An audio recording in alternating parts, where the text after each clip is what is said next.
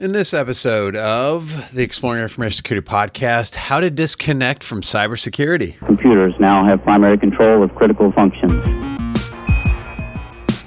Houston, recommend vector transfer. Your go for APU shutdown on time. Roger, go for deploy. Nice to be in orbit. Welcome to the Exploring Information Security podcast, where you will learn, explore, and grow your security mindset. I am your host, Timothy D. Block, and in this episode, we will be exploring how to disconnect from cybersecurity. With me to do that is Elizabeth Eggert-Guerrant, an accomplished cybersecurity leader with deep expertise in information security, risk management, and governance. After years of intense professional focus and transformative experiences in the Antarctica, Elizabeth has become a passionate advocate for resilience, balance, and sustainability leadership in cybersecurity. I don't know what any of that means. That was AI generated. I'm leaving this in, by the way. But no, Elizabeth talks about her work in cybersecurity, kind of her growth within the field, and then going on an Antarctic trip and how that was transformative to her stepping away from work and really being present in the moment. You hear us kind of talk about that, but I just wanted to call out sometimes AI is not great, and that was just kind of funny because as I was reading, I was going, what does this actually mean? That's actually what that means, but. Show notes can be found at exploresec.com/EIS. Feedback for the show, timothy.dblock@exploresec.com. You can hit me up on LinkedIn. You can also rate the podcast on your favorite podcast platform. If you're on YouTube, hit the like button. Anytime you guys hit the like button or do a rating, it helps grow the show. It helps let me know what you enjoy about the show or what you don't. But also, if you want, use AI to do it. I've done it for other podcasts before. Totally, if you want to have AI do it, I'm okay with it. As you can tell, I'm using AI for a lot of stuff with this podcast. So ShowMeCon, this is another ShowMeCon sponsored episode. ShowMeCon is June 6th through the 10th. Training is going to be 6th through the 8th. They have a variety of 3-day and 1-day courses. The 1-day courses are API pen testing and web app pen testing. And then there's forensics, intrusion detection, mastering InfoSec, and hands-on hacking for the 3-day courses.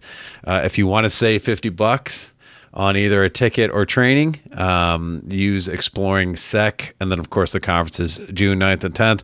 I will be there. I hope to see you there. I am getting more and more excited the closer we get to the conference.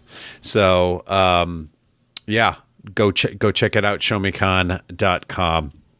Again, as I mentioned, really had a great conversation with Elizabeth. This is something, if you've listened to other podcasts with, mental health hackers and some of the other stuff I've done, mental health is definitely something that I've really focused on for myself. I was doing it prior to the pandemic. I'm a big self-improvement guy. I've been doing that almost my entire life since I've been out on my own. But really, diving into the psychology of stuff, really kind of setting boundaries around work and other stuff. I've been burned out, people, and it's not fun.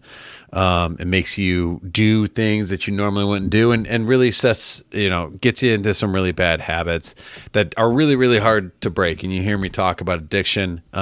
Before I really got into cybersecurity, I was a smoker, and anybody that's been a smoker or dealt with other addictions, it's really hard to change that habit. It can take some time. I remember I was in denial about being a smoker in the Navy, and then I accepted it, and I spent the next 7 years trying to quit smoking. So it's, and that's a big lesson that we kind of get to at the end of this is it's a bit of a journey. But this one is very near and dear to my heart, and I'm really excited to be going to ShowMeCon, and this is definitely one of the talks I'm circling as one I want to go sit in on if I'm allowed to. I might have some other stuff going on, but we'll see. Anyways, with that, let's get into it. How long have you been going to ShowMeCon? Last year was the first year that I went to ShowMeCon. Oh, gotcha. What got you to ShowMeCon? I think a couple of my friends in the industry had messaged me and said, "Hey, are you going?" Actually, that may have been the year before, and I couldn't make it. And so I just remember when it came up, I was like, I'm definitely going to ShoMeCon. And I was able to go with a couple of people from the team that I'm on from work. So it was a great time. Good. That's good to hear. And so do you live in the St. Louis area then? I live in Franklin County. I'm a country girl. So I drive to work, to the office in St. Louis when I go in, but I work remotely primarily. So Gotcha. That's cool. And so I did see that you got accepted to talk on like how to disconnect from cybersecurity. Like what was the genesis of that talk?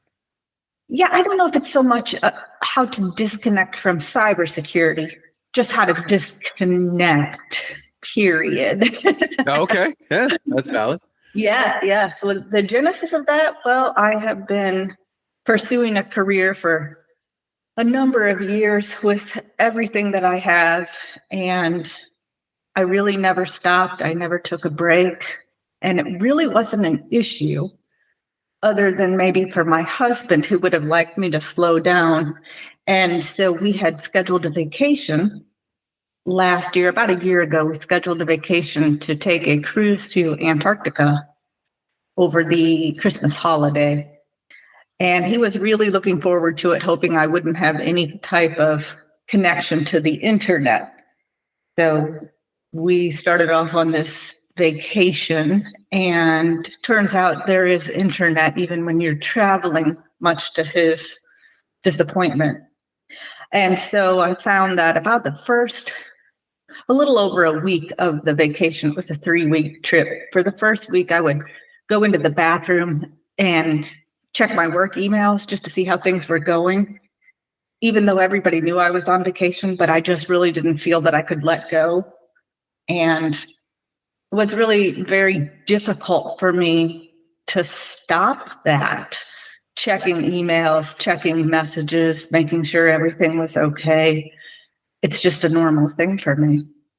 And so I finally slowly started putting the phone away in the drawer and not taking it out. And I took an actual digital camera, the kind that has no internet connection, so that I could take pictures. So after a little over a week into the trip, then it was just us with the digital camera and enjoying the incredible views, the beautiful water, the scenery, the new towns we visited, that type of thing. And as I started to enjoy the peace and quiet, it led to the morning that we went into Antarctica, and I saw and experienced some things, and I won't go into all the details, but started to really feel some things that I'd been suppressing unknowingly for quite some time. And so that's what I'll go into in the talk, is really talking about what happened once I was disconnected and how that really changed my perspective on everything. And work didn't blow up, or, you didn't feel like you missed a whole lot? It did not blow up. As it turns out, I have an amazing team that's incredibly trustworthy and overly competent and handled everything just as planned. So yes, everything was wonderful at work.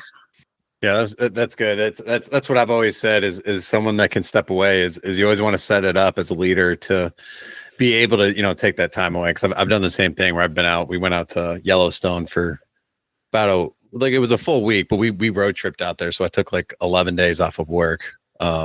And I think I had one little bit of work to do before I got there. But then once I got there, I was able to disconnect. And that was just an amazing experience. And coming back and, things aren't on fire, right? You're really not as important as you think you might be. Exactly. And it's funny because my employer never put that pressure on me. That was all self-imposed. I was the one feeling that I had to be responsible at all times for all things. And that was me alone putting that responsibility on myself.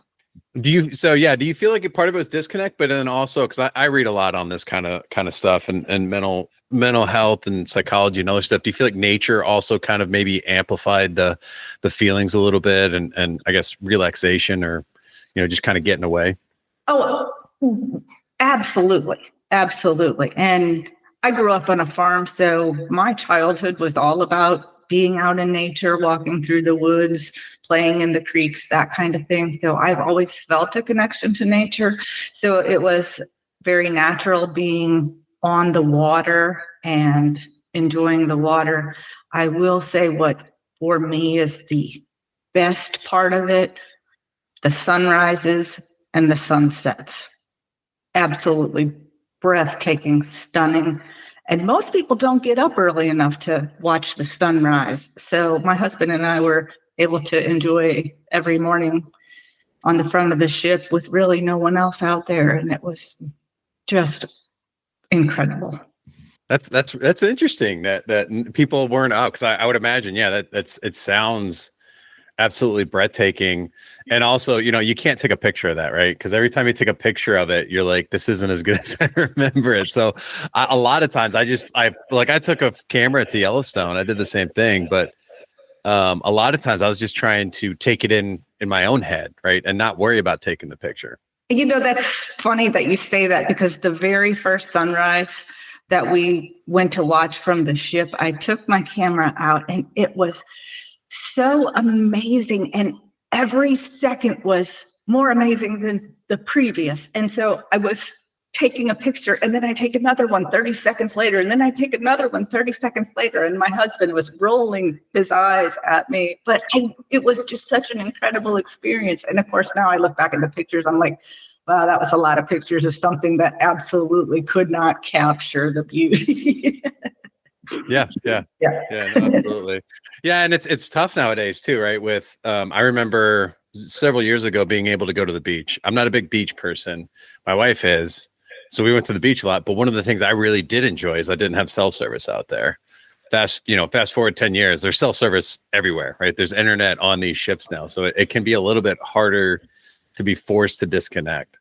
That's exactly it, because when we got on the ship, they had an internet package and we only had a limited number of minutes. But I thought that was great because I have grown children and grandchildren, and I've enjoyed the opportunity to be able to talk to them here and there and tell them about it. But then I realized that it's okay to wait till we get back to show the pictures and share about our experience. I don't have to send them a day by day update. And was really just an interesting lesson for me, because I did not have any idea how impacted I have been by the constant, always on industry that we're in. It's not just in cybersecurity, it's in life. Everyone is connected to everything. And it's obvious when you go out to dinner and you see people sitting across the table from each other looking at their phones. People aren't visiting anymore. They're too busy being connected. So one of the most fascinating things, I think, was when we were in Buenos Aires and we went through a park and there were families sitting everywhere on blankets and kids playing soccer, and no one was on the phone. No one was on the phone. People actually were reading books and things, but we did not see one person on a phone in that park. It was amazing. Yeah, no, absolutely. That's something I've really worked on is trying to be more present in the moment versus, having something on my phone. Why is it important to step away? I think it's very damaging for our brains to not have the opportunity to disconnect and have some downtime. You mentioned you do a lot of reading. I've read a lot about this since I came back, articles on psychology magazines and that type of thing, about what happens to our brain when we're under such a constant state of chronic stress. And it's fascinating and scary all at the same time, and not giving ourselves time to reset sets us up for failure in the long term, whether it's mental health, physical health, relationships, all of the above. Yeah. Yeah. No, absolutely. Yeah. I've noticed just throughout my career, that same thing where you're talking about, I was always on, I was always going to extracurricular things for work related stuff, going to conferences, things like that. But then I've realized like I need a week on either side of the year just to kind of recharge a little bit. But I've also, cause I have been to that burnout stage as far as my career goes. But now I even just try to take it day by day instead of, pushing through some of that stuff. It's like, go take a walk. Like, and it can be as simple as that. It absolutely. My favorite time of the day is the opportunity I have to go out and get the mail from the mailbox. Just even if it's just a 2-minute walk there and back, gives me a chance to just breathe in the air and reset even for a minute. And sometimes that's all I have during the day is just a couple of minutes. I'm sure for anyone in this industry, we know about the constant meetings throughout the day and people pinging you, needing something or needing you to look into something. And an 8-hour day can easily turn into a 9, 10, 12-hour day. And before you know it, you haven't even had a chance to get up from your desk. Mm-hmm. Yeah, the pandemic really highlighted that, especially for me, where you're on, Zoom fatigue was real. I remember getting done at the end of the day and just feeling, why am I so exhausted? And it's like, because I was on the screen all day versus when I was in the office, I'd never take my computer with me just as a nice little way to disconnect. But what are some of the ways that you feel like, how can people deal with some of these things and trying not to get, I guess, burned out? I think one of the most important lessons that I have learned is to not start my day checking my phone. I've always done that. Gotten up, grabbed the phone, see if any of the kids left a message, any family emergencies, then any work emergencies, that type of thing. And it was always my go-to first thing in the morning. And when I came back and decided I wanted to change the way that I do things, I will say it was a struggle to figure out how to change, how to find something, how to replace those negative behaviors with something positive. And so for me, I had to start with the phone and leave it and make my coffee. And I still to this day enjoy the sunrise and sunset just as much as I did on the trip or any other time in my life. But that's the thing I look forward to in the morning, is to get up, drink my coffee and watch the sunrise. While truly I get up very early, so it's usually a couple hours before the sunrise, but just having that opportunity. And so that's what I think really makes a difference, because it sets the tone for the entire day. And so when I talk to people and they ask me for ideas on how to start that process to disconnect, that's my suggestion. First thing is, don't start your day with your phone. Yeah, no, and I've heard that before. In fact, one of the best things I've heard, because I absolutely agree with you, is what you do first thing when you get up can really set the tone. And the thing that I can't remember who it was, I think it may have been Ryan Holiday or somebody else, but it was like, what are the first 5 things you do when you get up, right? That's going to set the tone for your day. And if you're just checking your email, social media right when you get up, you're kind of setting your brain to be kind of scattered throughout the day, because that's what those things are. So what I try to do is I get up, I read like a passage out of, like, I have a daily reader. Like, there's a couple different books that I've read, like the Daily Stoic, and I'm currently doing like the 48 Laws of Power. And I just read like one passage out there and start that. And then I go do like some stretching and some mindful breathing while I'm doing the stretching. Right. And then grab breakfast, maybe work out. And then even when I get to work, and up to my boss and my other teammates, I was like, I'm not going to have anything on. I want to at least accomplish one task before I start diving into email. Yeah, yes, absolutely. I know one of the things that really also is helpful is the deep work time. Typically in the morning for me is best, where I leave my phone in another room. I just make sure I have a big mug of coffee, and I spend several hours focusing on what are the really top 3 priorities I need to take care of today, because I'm one who's always making lists of things to do. But if I have these long lists of all these things to do. It's hard for me to prioritize, and I'm just jumping back and forth and back and forth. So having that time for uninterrupted deep work to focus on the priorities is really beneficial. Yeah, no, Deep Work is another great book that I've read as well too. That absolutely showed me that it's a nice way to get some work done, at least to start. I imagine you set this for your team as well too, right? Do you set this, like, do you specifically tell them about this, like this is okay to go do, or that they should go do? Yeah, my team knows that I prioritize mental health just as much as work productivity, because without it, we won't be effective. And so it's kind of funny because one of the team members, well, sometimes when we're out of office, we might put a OOO for out of office on our calendar.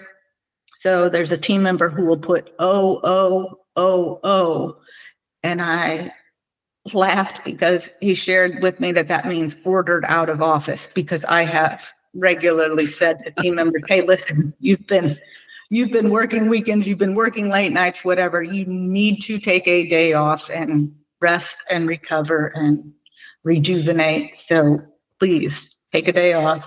And so, yeah, that's the joke, ordered out of office. No, that's great. Like, how do you identify that though? Like, how if there's another leader that wants to identify this in a person, like, what are the things that you look for? Well, one of the things is I have a lot of communication with the team, regular one-on-ones. It's an absolute priority for me. And so I know each individual. Some people thrive on constant chaos. Some people don't. So it's understanding each individual's strengths and weaknesses. And another thing is, because the team that I work with is basically all remote, so having an on-camera discussion helps me more than anything. We have stand-up meetings, and in those meetings, I can tell by the look on a person's face, typically, if they're happy, excited, and doing well, or if they are disengaged, burned out, and really lacking any enthusiasm for the job. So I would say that really it's not just one thing that I can pick up on. It's a relationship that's been established with the different team members, and knowing them well enough that I can pick up in their facial expressions and in the words that they say. If somebody has a complete deer in the headlights look, that might be a clue that it's time to take a step back.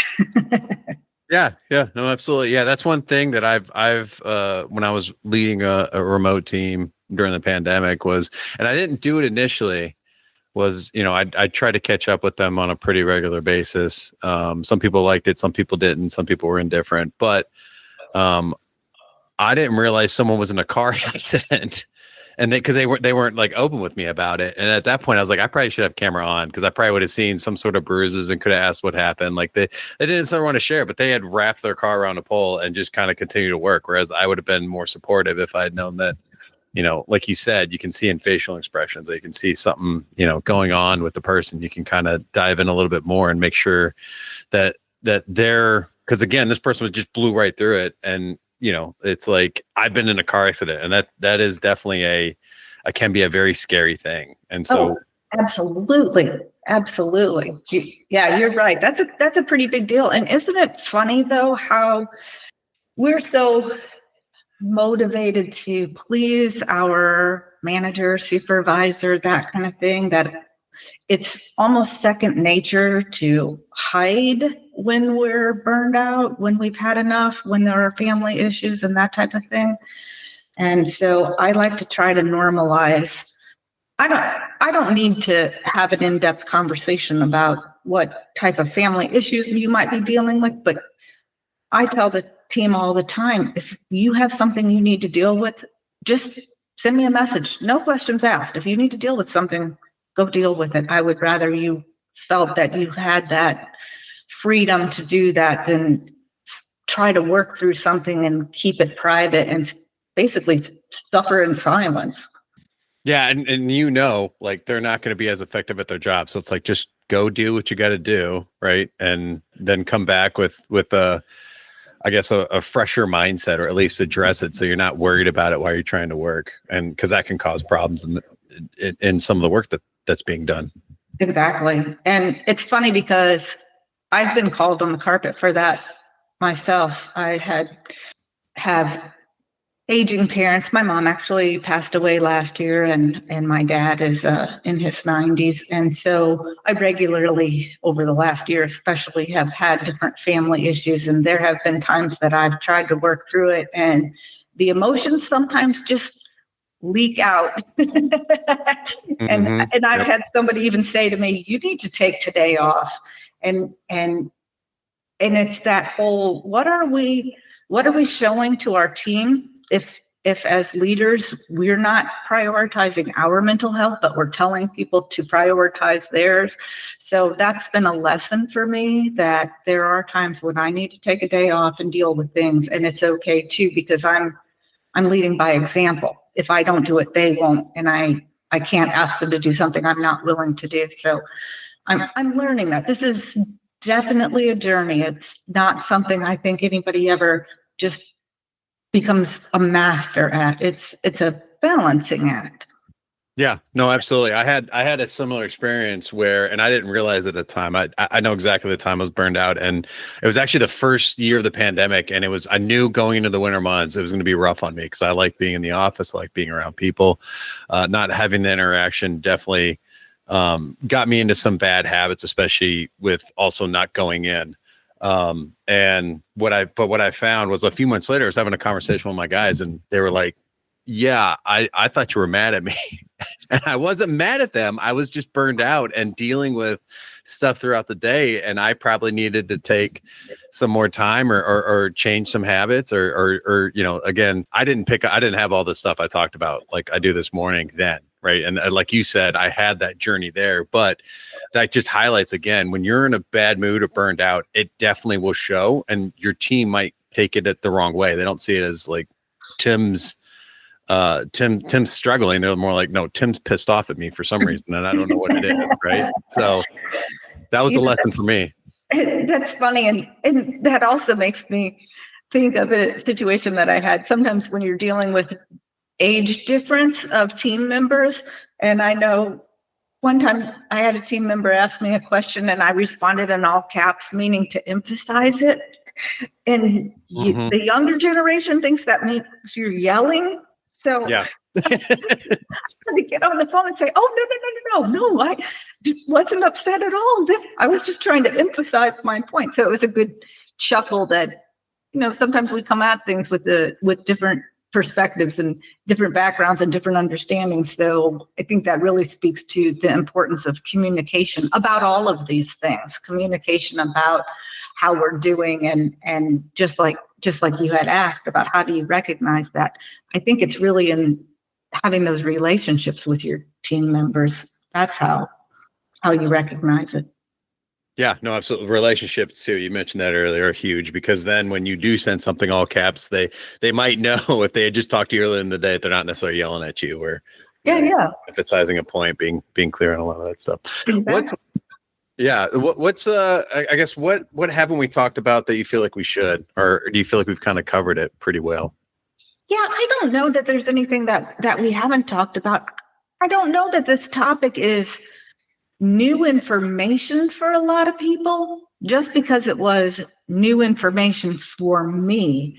I would say one thing that really drove me was, in this industry, we are taught to network, connect with people on LinkedIn especially, and that type of thing. I'm not a big fan of social media, but I got involved with LinkedIn and then started making connections. And then what happened for me is, in that feed, I started seeing people constantly posting about getting this certification or that certification.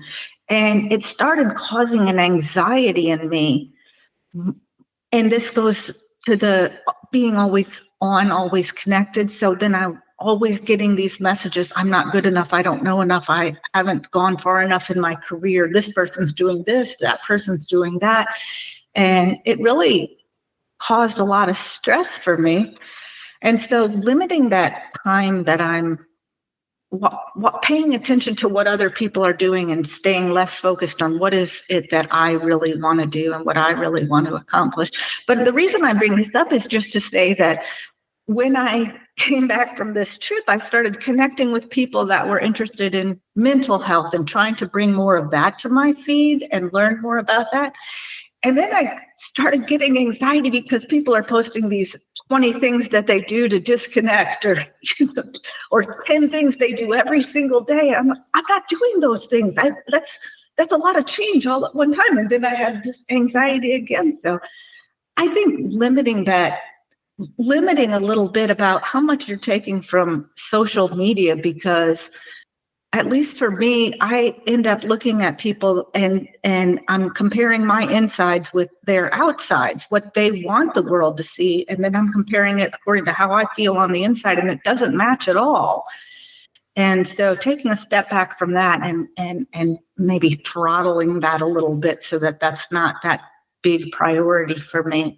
And so instead I find, like you mentioned, reading books or podcasts or audio books about things that are the things that are priorities for me. So I do caution people a little bit on while it's important to have that networking, it can go too far. No, absolutely. Another thing I think you mentioned or kind of hovered on, and you mentioned earlier for sure, is like behavior change can take time, right? Yes. It's not you, because your brain is wired in a specific way, and when you go against it, it's and I smoked for several years, and just trying to change that habit. Like once you start with it, you get into behavior of it and changing it. It's very tough. And anyone that's gone through any sort of addiction or is going through that stuff right now can understand, like, changing that behavior, you're going against what your brain wants to do. And so I think, to your point, like, it's also, when you're looking at some of the stuff, is being okay with where you're at, right? And it takes small little changes. And one of the things I'm working on for myself, because I, like you, I've gotten into a lot of mental health stuff and, gotten a healthier lifestyle. And I'm going, why am I not better at it? Right. There's always that next level of trying to get better. And when I see someone else with it, I'm beating myself up. So it's forgiving yourself, right. A lot more, and being willing to allow that change to occur over time. This has not been something that I just one week did it all. It took years. Right. And I'm still working on stuff. Yes, absolutely. It goes back to the point of that it's a journey. And yeah, I appreciate you sharing that, because it is so important. It does take time to change behaviors. I have a 60 plus days of doing reflection and meditation in the morning, and it's becoming a habit now that it's been over 60 days, but it was very hard getting started. So yeah, those little changes, but consistently, and also the discipline that goes with it, doing those things even when you don't feel like it. And it's just the same thing you were talking about, like if you're changing your behaviors or trying to do something healthier or exercise or whatever, and having that discipline to do it until it feels comfortable or normal, or it's a new routine for you. So absolutely. Yep. And that can actually work in the reverse. Like I work out regularly now, and it, just started it, like you said, tough getting started, but once you get started, and if you do it on a more, when you don't do that, like that's what I tell people, that's my healthy addiction, right? Is when I don't work out, I start getting grumbling. It's like, I got to go work out. So it can work in the reverse too, which is great, because then you want those habits more ingrained in your mind. Yeah, absolutely. What and this doesn't have to be for disconnection, but what's a favorite resource for you as far as cybersecurity? Favorite resource for me as far as cybersecurity. I don't know that I have a favorite. I like to gobble up information. It doesn't matter to me where it comes from, whether it's training for a certification, whether it's a course on Udemy or Pluralsight or LinkedIn Learning, whether it's an audio book. I get a lot of ideas of different books from LinkedIn, and so I'll devour information. That's a challenge for me because it's almost an obsession. So, so I have to really force myself to go, okay, I don't really need to focus on this certification or this training or whatever. I can take a step back. My husband has been my biggest supporter in everything, especially with regard to my career. And he's constantly begging me, will you just take 6 months off? Don't take any more classes. Don't take it. Yeah. So yeah, that is a difficult question for me to ask. It's anything related to cybersecurity is my favorite resource. Gotcha. Well, you've mentioned a couple platforms there that I've heard of as well too. So yeah, that's fine. Yeah. What would you like to plug? I don't have something that I want to plug other than really just to bring awareness for anyone who's struggling to disconnect, to find something, one simple change that helps lead to that journey toward.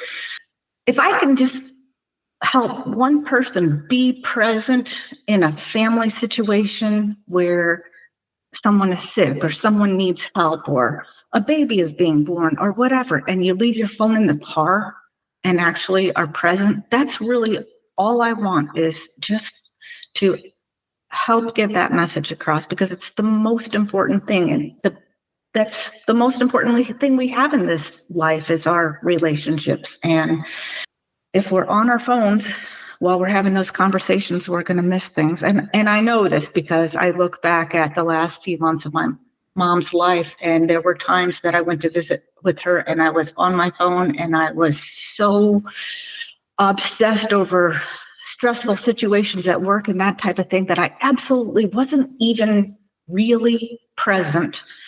And now she's gone. And so I want to be able to help somebody else not have to feel that way. That's really what I want to plug. Yeah, no, absolutely. And I full-heartedly agree with that. So I'm looking forward to your talk at ShowMeCon. Thank you for joining me to discuss how to disconnect. Hey, thanks for having me. It's a real honor to be invited to your show, so thank you.